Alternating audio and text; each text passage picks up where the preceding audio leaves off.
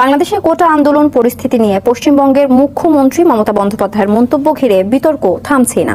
এ নিয়ে দেশটির কেন্দ্র সরকার সতর্ক করার পর পাল্টা জবাব দিয়েছেন পশ্চিমবঙ্গের মুখ্যমন্ত্রী। তার দাবি, মন্তব্য বিকৃত করে বাংলাদেশকে ভুল বোঝানো হয়েছে। সামদানি প্রত্যয় রিপোর্ট। বাংলাদেশের কোটা সংস্কার আন্দোলন নিয়ে গেল সপ্তাহের রোববার এক সভায় পশ্চিমবঙ্গের মুখ্যমন্ত্রী মমতা বন্দ্যোপাধ্যায় বলেন, অসহায় মানুষ যদি বাংলার দরজায় খটখটায় তবে তাদের আশ্রয় দেয়া হবে। বিতর্কের শুরু সেখান থেকেই। দেশ নিয়ে কোনো কথা বলতে পারি না, কারণ ওটা একটা আলাদা দেশ। যা বলার ইন্ডিয়া গভর্নমেন্ট বলবে, আমি বলতে পারি না। কিন্তু আমি এটুকু বলতে পারি, অসহায় মানুষ যদি বাংলায় দরজা খটখটানি করে আমরা তাদের আশ্রয় নিশ্চয়ই দেব।